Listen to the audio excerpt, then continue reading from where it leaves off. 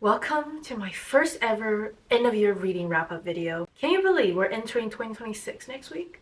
Like, where has time gone? Also, drink of the day, we have caramel latte from Pete's.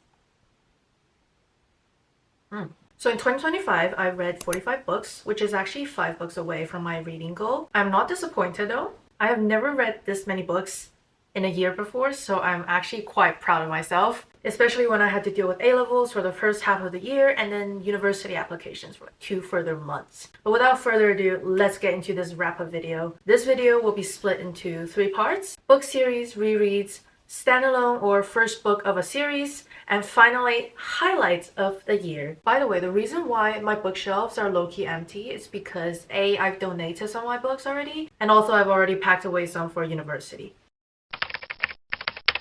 To start off, we're going to be talking about my first ever ARC read, The Whispers of a Lie by Dorian de la Rue. This is a dark romance trilogy that explores possession, lies, and power of control. The series explores the significance of mental games in daily life. It conveys that some events may seem to occur by coincidence, but are often the result of deep and precise calculations. It's not a genre that I would usually go for, but I thoroughly enjoyed the series, and I'm pretty sure I gave it 4.5 stars. Ooh, the next one, Caraval series. Overall, I gave the series a 4 out of 5, and I did enjoy the second book the most, which was, I'm pretty sure, Legendary, because the tension hit the climax. However, the ending of the series did feel a bit rushed and left me with a bit of the unsatisfactory. I was like, where's Jax?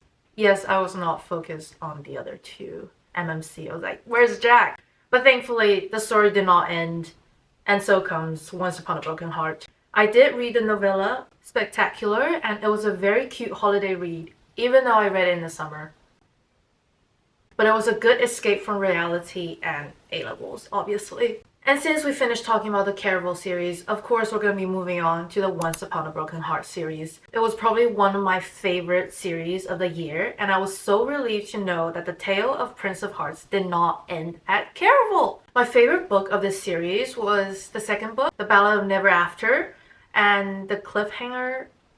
I think a small part of me died reading that part. By the way, I am so excited about the 2 new novellas that will be coming out, I think next year, hopefully. And I'm pretty sure one is called The Ballad of the Archer and the Fox, and the other one should just be a Once Upon a Broken Heart novella that's set after the main 3 books. So I'm so excited. I will devour them as soon as they come out. I'll be the first one in line in the bookstore to get them. I have a feeling 2026 is going to be a good reading year. I just know it. The next one, Shadow and Bone series. I gave the series a 3.5 rating. The trilogy was an easy read, but I did find the ending quite underwhelming. If you know, you know. But that's just my opinion. And I still think this series is definitely worth reading. Also, I don't think this counts as a spoiler, but I kept on hoping the FMC to end up with the antagonist. Please tell me I'm not the only one. And I will be reading Six of Crows next year, so I can then watch the TV series because I heard lots of good things about it. And those are all the series I've read this year. Well, not all, but for this segment of the video, we are complete. Next, we're going to be talking about rereads. This is going to be quite a short segment of the video because obviously they're rereads, so I don't have much to say.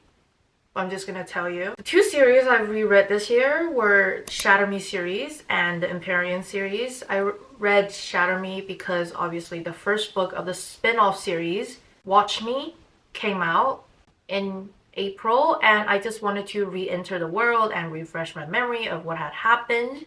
And I reread Fourth Wing and Iron Flame because obviously in preparation of the release of Onyx Storm. Both reread experiences were amazing, except for the lack of communication in Iron Flame between Xaden and Violet. But we're not gonna dwell on that.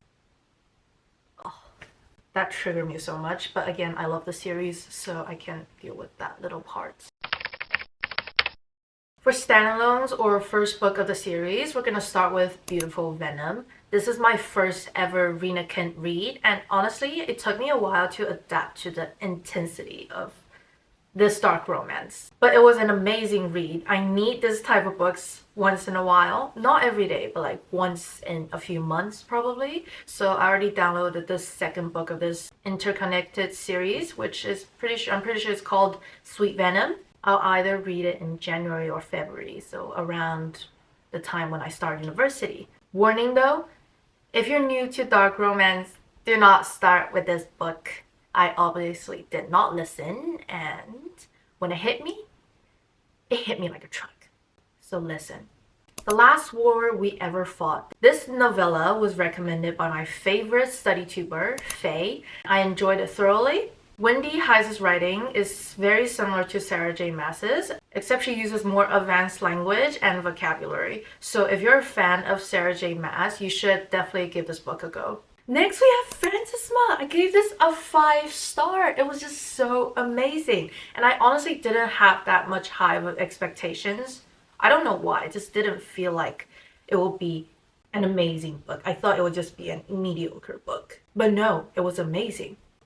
This book was often compared to Caraval as they both involve two sisters and a gang, so I went in expecting similar vibes. But no, Phantasma is far more intense, fast-paced, and some scenes were definitely nightmare material. That's a compliment, by the way. And another thing I love the most about this book is the layout. The chapters have been separated by different levels of the game, which made it super easy to keep track of the entire story. Damn it, I packed it away, but I wanted to read you that one quote. I have it on my phone, hang on.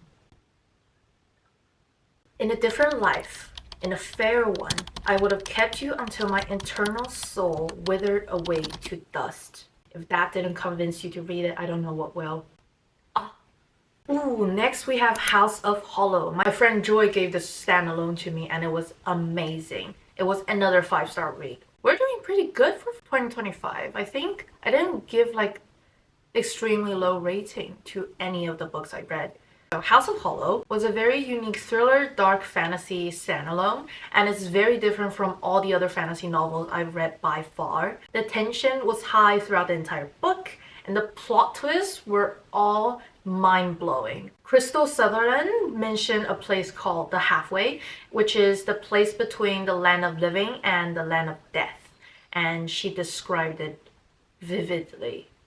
Again, nightmare material. But it's also a compliment. And gotta admit, some parts of the novel were hella dark, but that's what makes it stand out. Next we have The Rose Bargain, which I'm pretty sure is the first book of a duology. I don't really have much to say about this book. Like, it was just a decent, chill fantasy book, I feel like. Honestly, up until the last 30% of the book, there weren't any scenes that specifically caught my eye, but the plot was like always intriguing enough for me to not DNF it. However, the plot twist at the end, which is around last 70-ish pages, did convince me to read the second book, which will come out in April 2026, so I am very intrigued about that one. Next we have The Christmas Tree Farm. You think I read it recently, but no. I read it in January, and do not ask why. It was a cozy, small town romance holiday read, but then again, I found some of the chapters kind of cringe. I already donated it to my high school library, but then as a holiday read, I would definitely recommend it as it does have amazing vibes, but otherwise, Next we have Conceal Don't Feel. This is a retelling of Frozen. If my memory is correct, it's about how what if Anna and Elsa never met each other, and the plot was really intriguing, but then because I already know the original plot, it was very hard not to skip pages, especially when I know what's gonna happen in certain scenes. I did enjoy it though. I feel like it will be a very nice winter read, but I read it in spring, so again, we don't talk about that. Mood reader, guilty. Hello guys, we're back. I just waited 20 minutes because my camera said the temperature is too high. It cannot continue to record. Anyways, Next book we're going to be talking about is Variation. I read this in January when my relatives came over for Chinese New Year. Rebecca Yarros's books never go wrong. I had no problem finishing it in less than 48 hours, and that's including the hours I was forced to spend socializing with my relatives. I'm kidding, I love my relatives, but sometimes they can be a little bit chatty. And since we're talking about Rebecca Yarros, we cannot leave out the best release of the year, Onyx Storm. The book itself was absolutely divine. However, I feel like instead of solving problems and giving answers to the previous two books, it left us with more questions and confusions. But I'm pretty sure those things will be sorted out in the next book, which will come out in 2 years.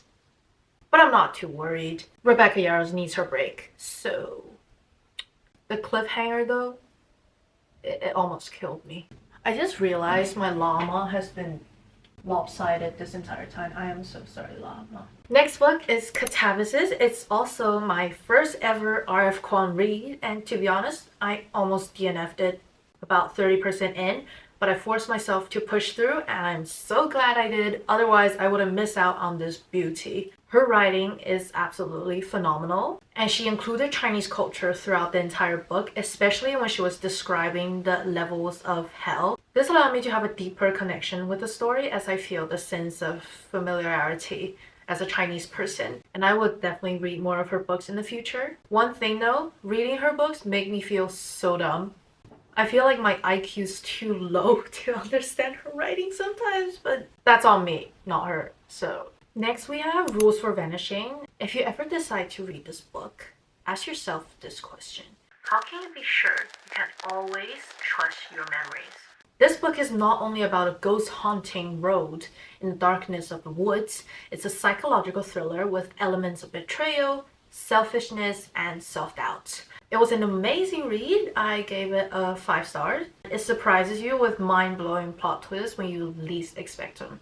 And if you enjoy YA thrillers, this is your book. It is still on my shelf, but you can't see it. Last but not least, we have the first book of the spin-off series of one of my favorite dystopian fantasy book series, Watch Me. Finishing this book hit me with the realization that Juliet will never be the FMC anymore, and it just made me so sad. What do you mean we moved on from Aaron and Juliet to James and Rosabelle? But the book is still good though. And like Shatter Me series, the first book is not the most intense and fast-paced, but instead the author provided us with clear information of the settings and basic background knowledge for those who haven't read the Shatter Me series. And the second book cover has already been released, and I cannot wait to read it. I think it'll be released in April as well. April's gonna be a good month.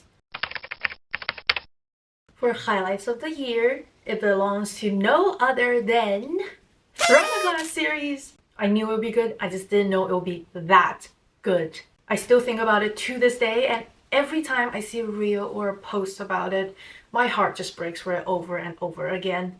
It honestly changed my perspective on fantasy novels, and it's quite hard not to compare every single fantasy series or novels I read to this masterpiece. I'm getting better though, since I read it at the start of the year, but Throne of Glass will always have a special place in my heart. It'll be like stored somewhere here. Also, read Assassin's Blade first. It gives you a much more better understanding of the entire story. And that will be it for today's video. Hope y'all enjoyed my blabbing for the past however long this video is. If you want to see more daily life content, please follow me on Instagram here. If you want to see more book content, please follow me and Joy Bestie's Bookstagram account here. And I'll see you in my next video. Bye!